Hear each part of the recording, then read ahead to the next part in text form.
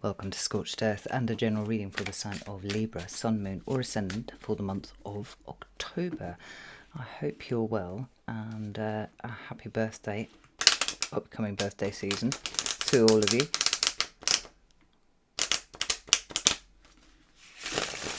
No, we're in it now. I've lost track of where I am now. Happy birthday to you. Anyway, I'm using the Tarot of the Abyss for you today.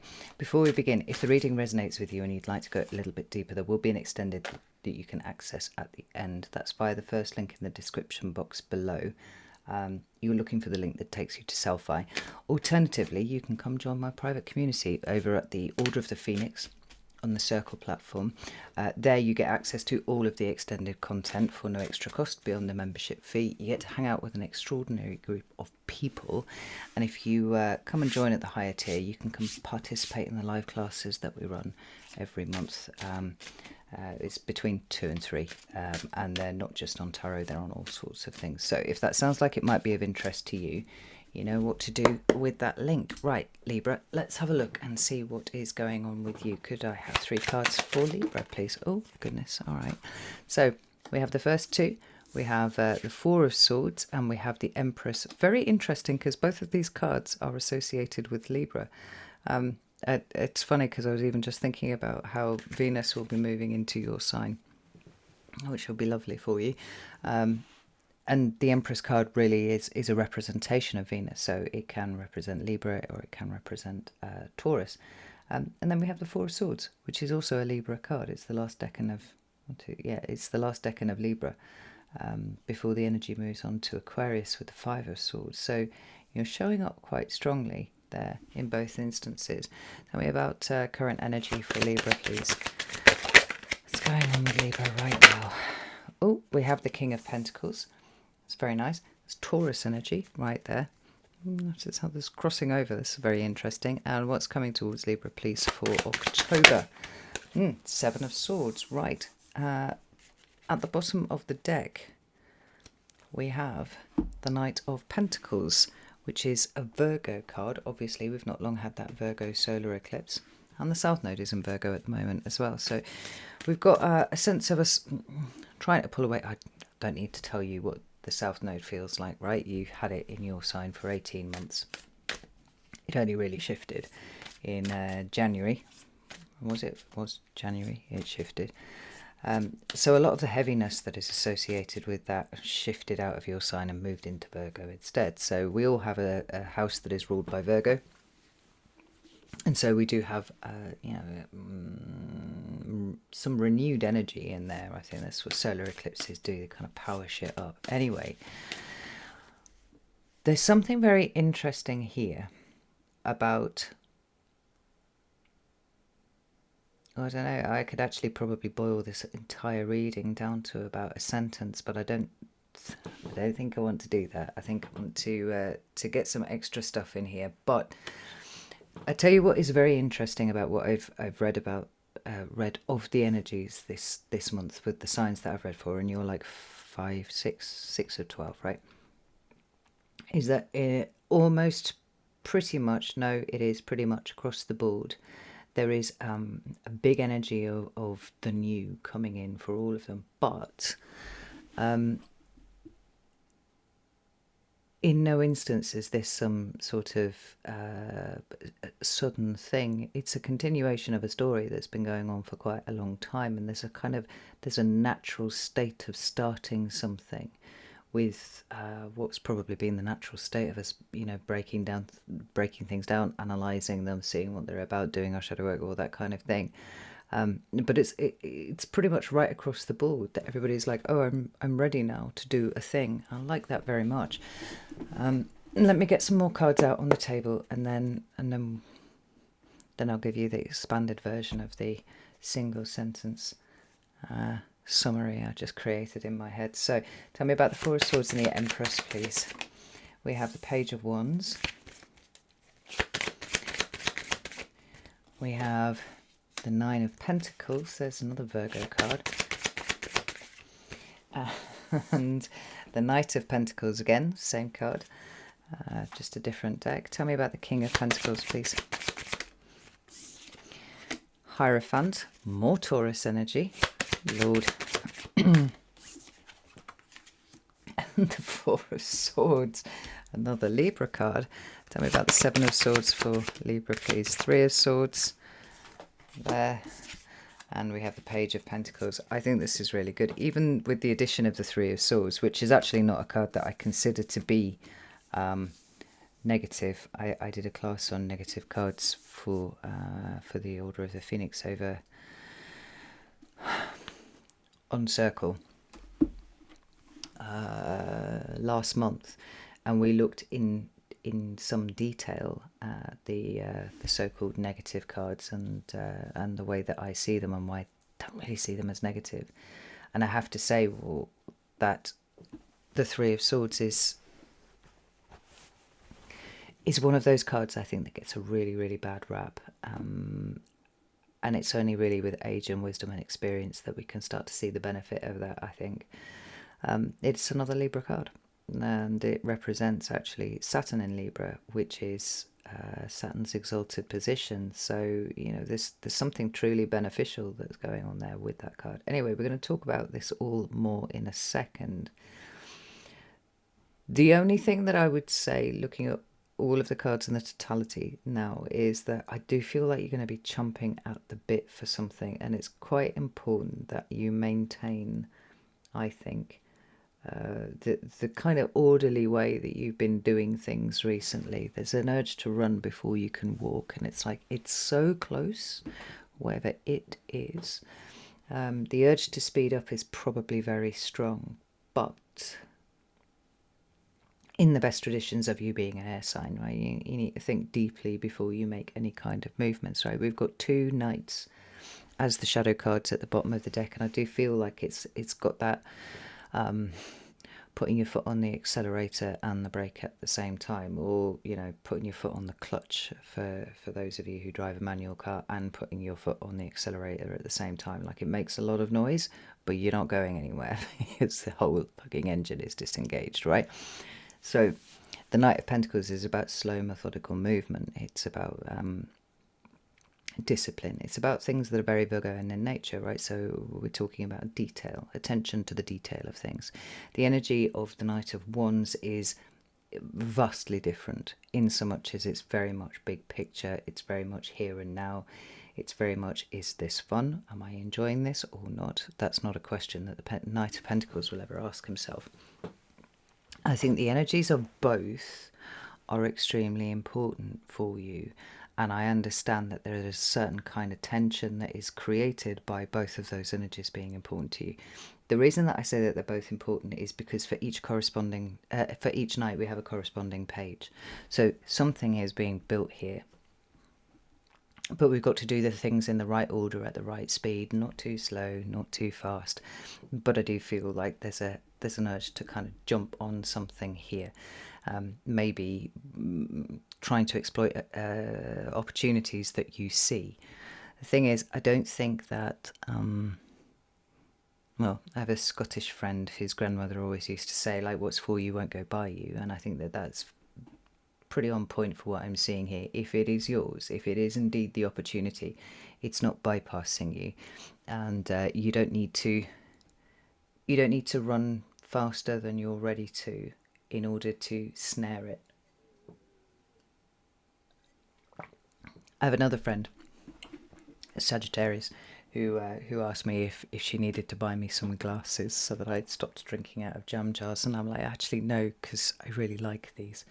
Good size for my hand, they hold a lot of water, and you can get them anywhere. It doesn't matter if they break, it's fine.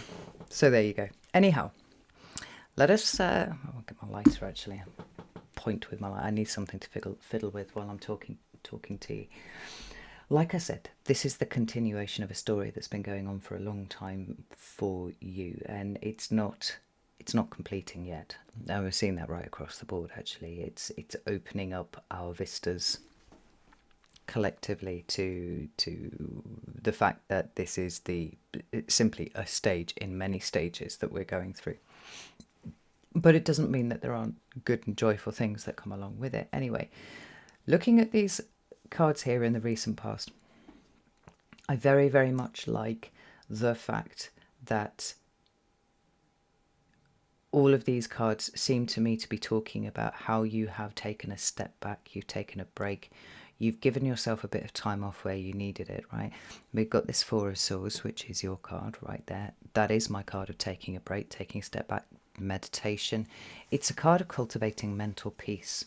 You know, the stillness in this card, where, you know, presumably whatever's been fighting and warring and whatnot has put their swords down, is indicated by the birds that we've got sitting here. And actually my garden is full of blue tits at the moment, which is, well, I thought it was great, but I've just realised they've been robbing all of my sunflower seeds that I harvested this year. So, but those little birds won't be there if there's movement going on in the garden, but they are, right? So we've got a little snapshot in time where there is at least something that is peaceful, something that is still. And we have the Empress card. Now the Empress card is that softer Venusian side of Libra that we don't see so much in the Justice card, right? Justice is all about, it's quite sharp-edged, literally like a sword, and Justice is usually depicted as holding a sword, right? Where things are fair.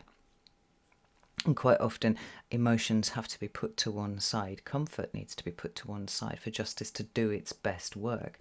Here, like I said, we've got this softer, more Venusian expression of Venus energy, Libra energy, through the lens of Venus.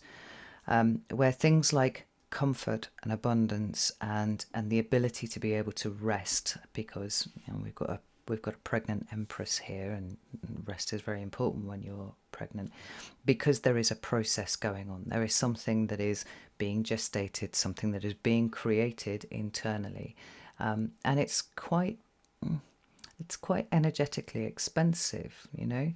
So if there's been a lot of things going on outside of you, and you are also in a period of change, which is what I think everybody is in right now, right? It's very, very taxing on you. So the fact that it looks to me like you've given yourself permission to rest feels like a little win in a sea of 2025, which has definitely not left any of us feeling much like we're winning. I think it's a big win, and it's borne out by the fact that we've got this Nine of Pentacles here. Now, for me, the Nine of Pentacles is all about the management of your resources. I see every nine as a management of resources kind of energy. When the cards show up reversed, 3 times out of 4, what we have is a situation where your emotional resources, your material resources, whatever it is, are not being well looked after. The only exception to that is the Nine of Swords. We like the Nine of Swords when it shows up in reverse, right? So we've got an upright Nine of Pentacles here, which is talking to all of the things that are resources to you. We're not just talking about money. We're not just talking about assets and stuff and things. For me, the pentacles represent energetic currency, right? It's what you trade off in terms of your energy, your attention, your focus in return for something else. So, like I said, money, love, care, effort, energy generally, like these are all pentacles to me. And we'll see here with these feathers around them that there's a very soft kind of demarcation of this is mine and I am protecting it gently. Like there's no like going to war with any of this, right? It's a gentle thing. I need my rest. I need to recoup on an energetic level in order that I can better manage what is mine to do. Now, the Page of Wands and the Knight of Pentacles here add another dimension to this, because the Page of Wands is about preparation. And well, let's use the Empress as an example. I would imagine amongst people watching this, there are more than a few people who have been through the act of pregnancy themselves, right?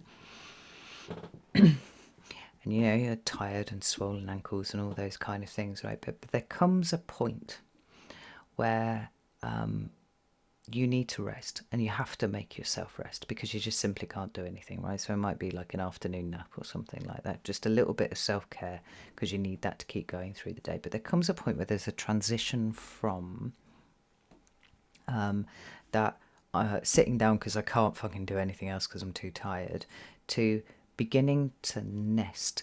And all pregnant women do this. It's the strangest thing, and you don't know where it comes from, but all of a sudden just get a little kick of energy, and it's like, well, I'm just going to sort this out and this out, and it becomes more and more frenzied the closer and closer you get to giving birth.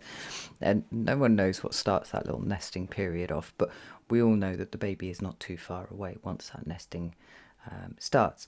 Now, I would say that the nesting that I'm talking about here would come under the auspices of the Knight of Wands, right? Need to start moving around, want to start doing things like this. But there's a preparatory element to it that we're seeing with the Page of Wands, which makes me feel like the rest is for a purpose, even if you don't know what that purpose is. Now, it could be that the only way that you've persuaded yourself to rest, to be still, is because you're literally going to fall over if you don't, and that's fair. But in the same way that nobody really knows what causes this nesting in pregnant women, I feel like for most of you, you don't really know what has caused you to choose this moment, and or have chosen this moment to sit down and gently bring all of your energy back to you. I would posit it's because some part of you is reacting to the knowledge that movement is going to be required by you soon, and you better rest now while you can get it, versus trying to snatch the rest over here, right? Because it's going to be thin on the ground. So this recuperation, taking care of yourself, allowing yourself to gestate, to change, to do whatever it is that you've been doing at the moment, and trying to be slow and precise and methodical about where your energy is being expended, as per the Knight of Pentacles here, it's a big win. It's a very smart, very discerning thing that you've done here, Libra. Well, when we come into your current energy, we see Taurus with the King of Pentacles and Taurus with the Hierophant. Now, what Taurus is, amongst other things, and Taurus rules land and farm and the food supply and the money supply and legacy banking and things like that. Taurus is considered to be a builder because Taurus likes to make sure that there are enough resources available to carry everyone through the season, right? This is what all of the fixed signs do. They carry the energy through the season. So they're very strong. They tend to be quite inflexible because they're holding up a lot of weight up here, carrying the whole season along. And yeah, the King of Pentacles is going to be things like money. It's going to be things like food. It's going to be, you know, your employment and where your money's coming from. It's stability and it is security. And both of these cards, both of these Taurian cards, carry energies of that through. Now, the energy of the Hierophant would trump, if you will, the King of Pentacles a little, because it is major arcana energy, and so it is then representative of bigger universal forces at play than really you've probably got any awareness of that at the moment. And I would say that because it's actually sitting in here in the clarifiers, it's not immediately obvious to you.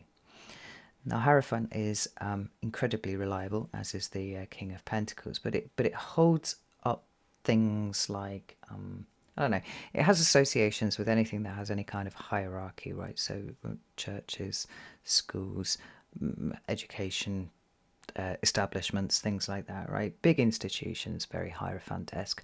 They don't change quickly.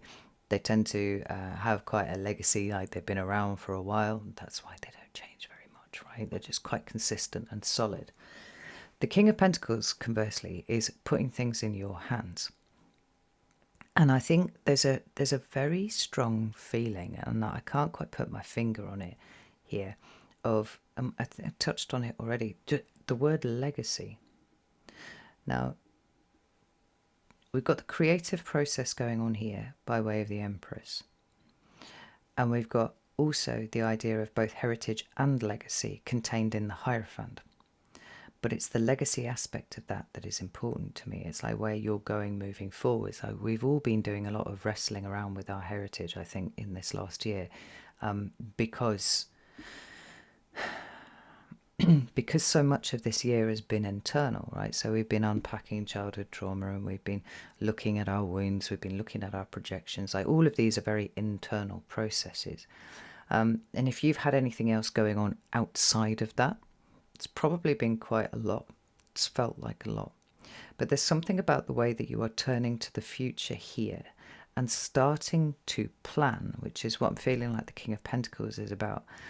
And the King of Pentacles here is like, where do I want to be this time next year? Where do I want to be in 2 years or 3 years or 4 years or 5 years? Because in the time that you've spent resting here, albeit that you seem to be doing something else at this point, you know, something is already being gestated by way of the Empress. A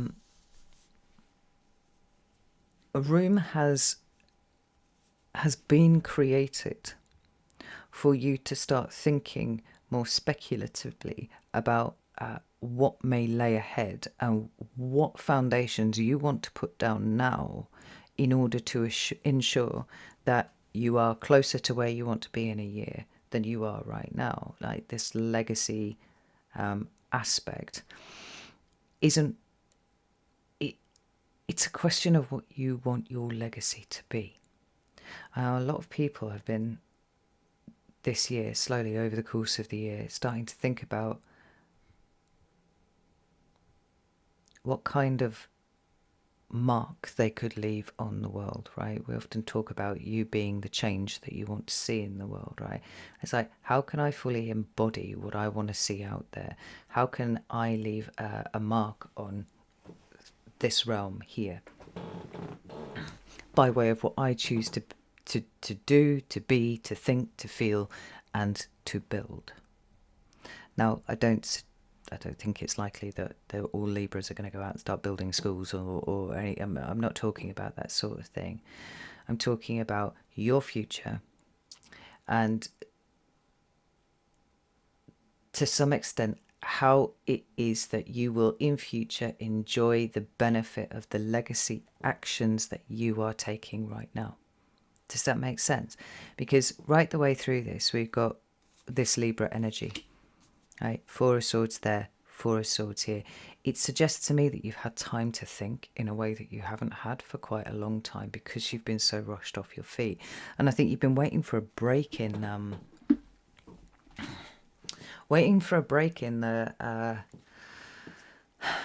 chaos somewhere, so that you could just sort of slip away and have a break. And maybe that's how it's happened. That might be how it's happened. But for some of you, it's like, no, I literally can't go on anymore. I have to demarcate this little bit of space that has to be quiet. It is a little sanctuary for me.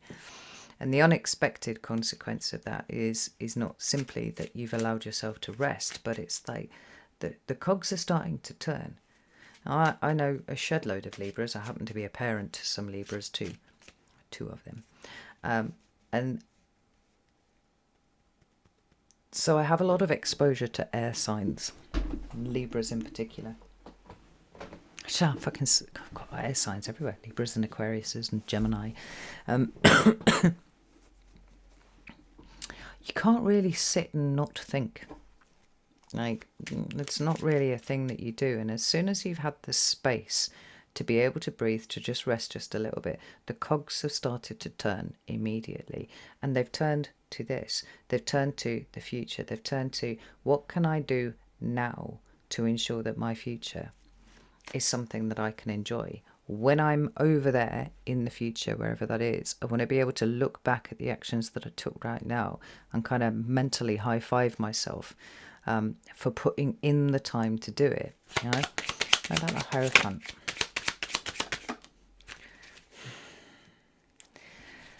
Well, dear watcher, I think that was exactly the point. I think that was exactly what was supposed to happen.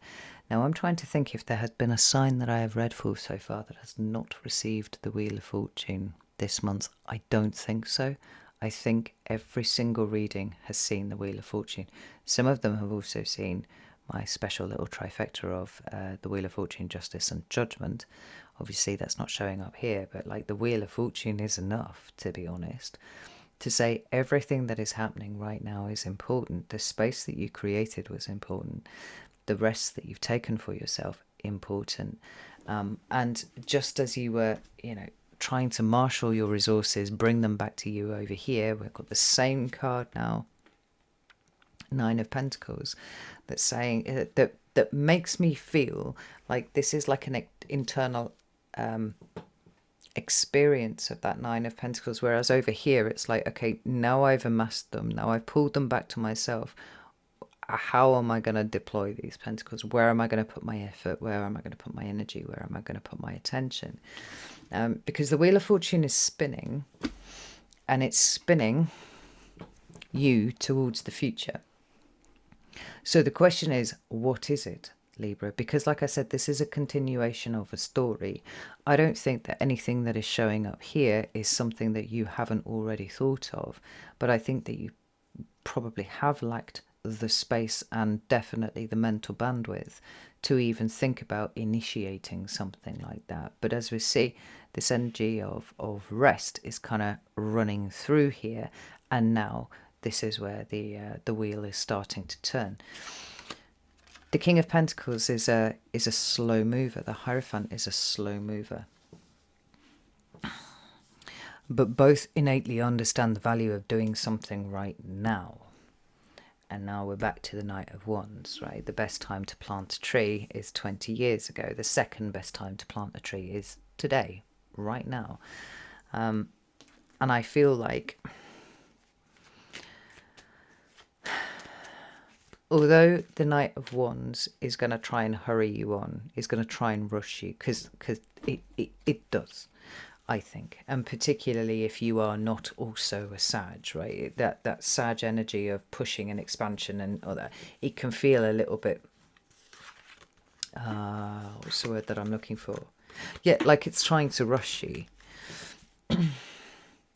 But I don't think it's that. I think that it's actually trying to power you up a little bit to start something. Doesn't matter what it is, just start something that's taking you closer to what you are seeing in your mind's eye about where you want to be next year, the year after, 5 years' time, right?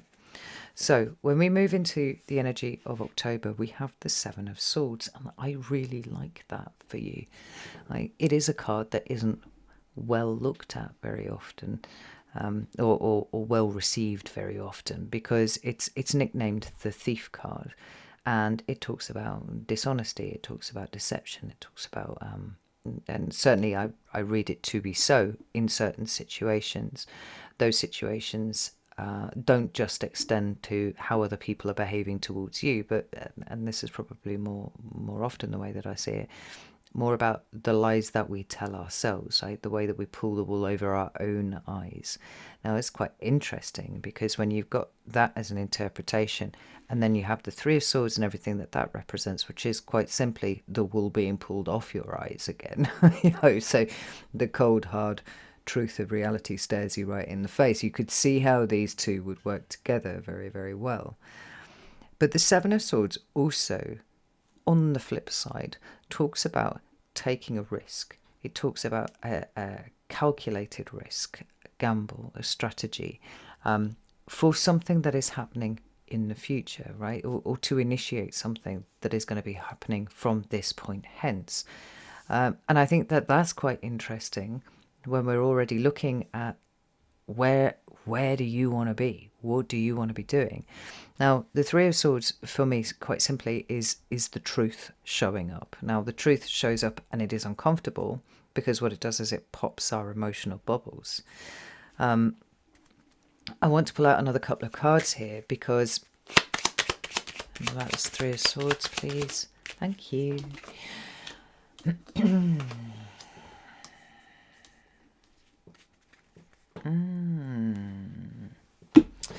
And I shall tell you, yeah, okay, like I see how this all fits together now, right?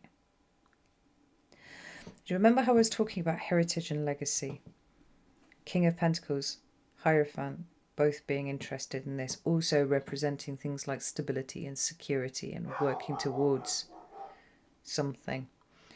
The Ten of Pentacles is the other card that holds that thread of meaning right there. Ten of Pentacles can be family, it can be a literal building, it can be your home, it can be your business, it can be the means by which you support yourself. It can also be inheritance, actually.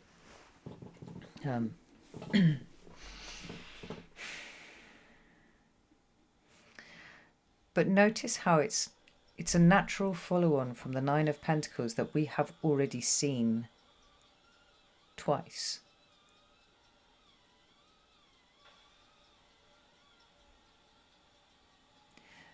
Again, this sense that this is a story that is unfolding, this is a continuation of something that's been going on for a while. There's a desire to initiate something that the Knight of Wands is kind of chomping at the bit to do.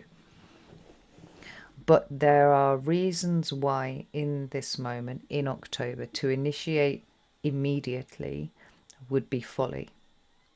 And I think it's because you don't quite have enough information yet. It's like there are things that need to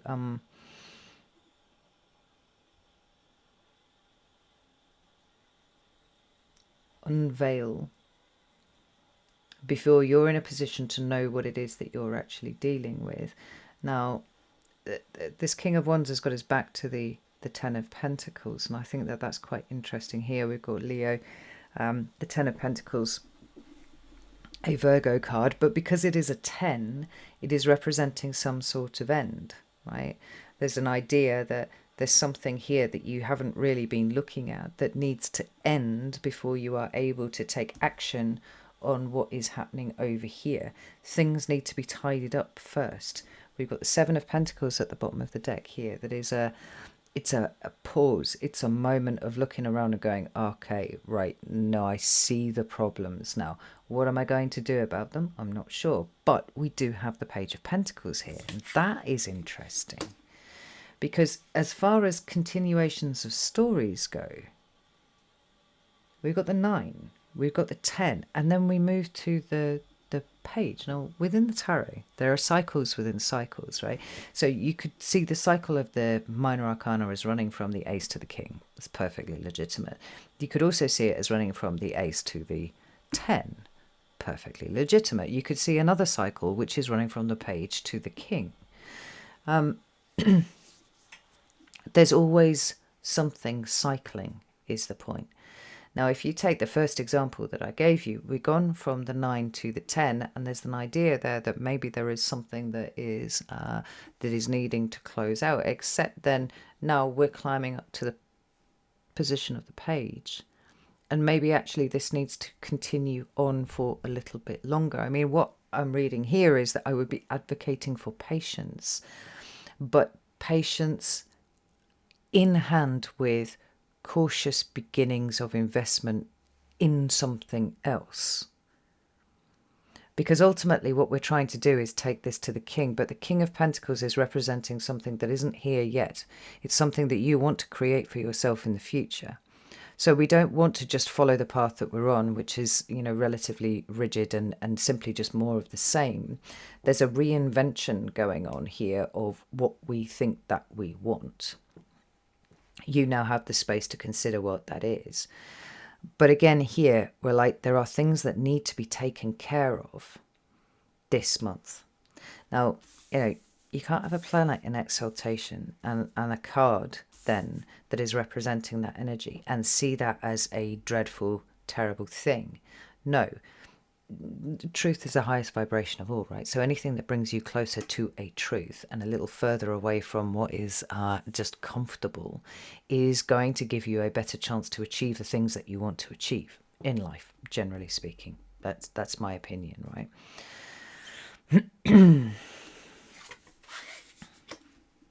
Now, it could be that there are issues with your family that you need to sort out. That's one way of looking at it. It could be issues around resources, your material resources that need working out. But the fact is, this story needs to play out a little bit further.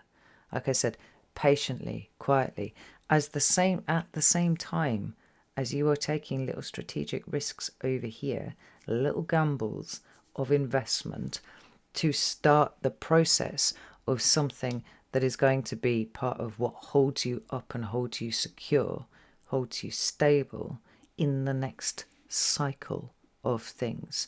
Now there's a tension there in the balancing of the opposites, but I mean, you are literally the sign of balance right here. This isn't something that is beyond you.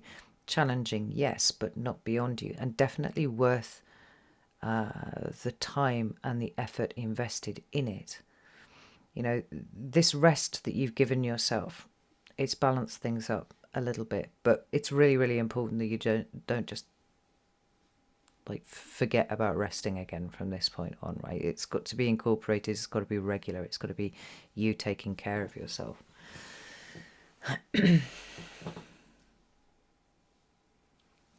But you have to hold the old on one side and the new in the other, and find that middle lane to walk between the two.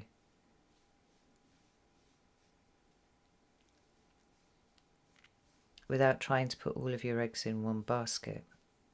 Because I feel like the King of Wands, as he's showing up here, is kind of hampered. He can't do what he wants to do, which means there's no huge action taking place as per the King of Wands. But we do have some visionary energy going into the King of Pentacles, going like, where do I want to be? And what am I going to need in order to get there? We're not ready to act on it yet, because this story's got to carry on. And we don't quite have yet all of the information, but it will be coming over.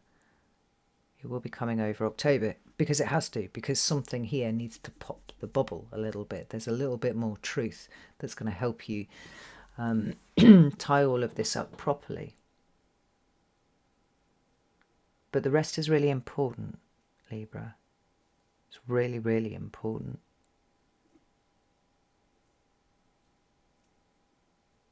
It's going to feel a little bit less like you're moving forwards and a little bit like you're doing, you know, like the sideways cha-cha-cha or something.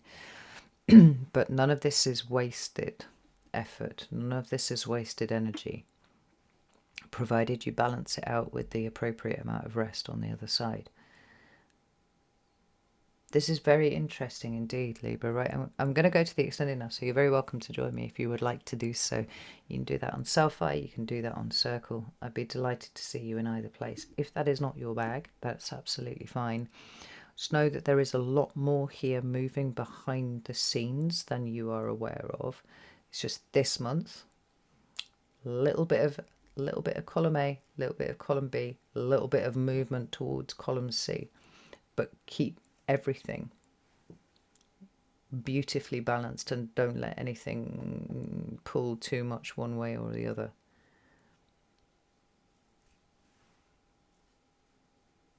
Interesting. All right. Know that I love you all very, very much, and I'll see you soon.